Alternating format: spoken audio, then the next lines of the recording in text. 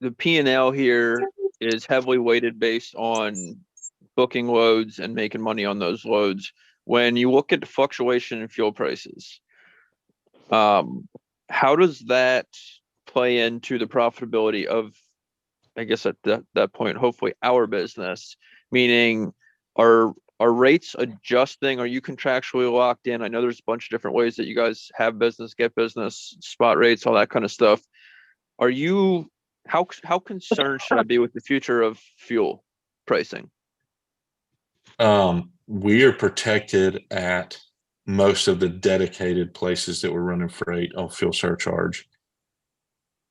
Then we're really the rates we're getting, even when the huge spike happened a year and a half or so ago, the rates we're already getting with some of these other direct customers that are an all in, that we don't actually take fuel surcharge based off the weekly average. Our rates are so good.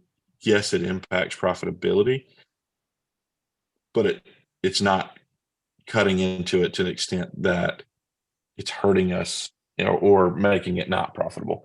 If we're getting $5 a mile on an outbound load and fuel currently today, I don't know, 60 cents, a mile in cost. If it goes from 60 cents to 75 cents a mile, that 15 cents, yes, it cuts in and it hurts on a few of those customers.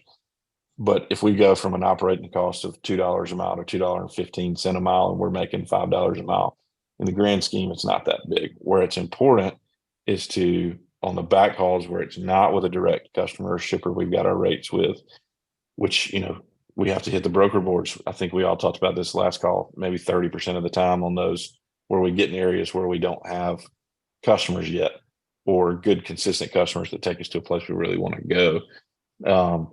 That's where that 15 cents extra difference, we have to make sure we're getting that from them, and fighting for that extra $100, let's call it a load.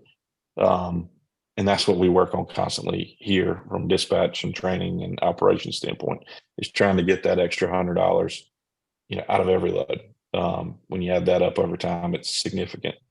Um, so So I would say fuel would have to do something worse than what it's done the past few years for it to be significant. Um, and all the local customers, the $5 a mile customers, right, that we have really great relationships with for 7 or 8 years, we'll just start adding that to our quotes. It's just 3 to 4 months before we start seeing the impact of it. Um, Whereas the past year and a half or two, people that are solely hauling for customers, where their rates have to be very trim thin to even get the business in general, but yet they were getting a fuel surcharge no matter what the fuel did. They were actually making money on fuel surcharge, but they were also hauling the load for a much thinner line haul cost than we ever do.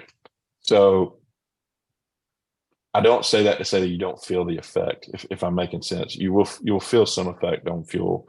Our discounts obviously are based off of rack pricing, so we're still going to get significant discounts that still make it operate in a much better place than what the sticker price is at the pump. But if fuel goes to $8 a gallon, I think we're probably all going to have bigger things to worry about anyway.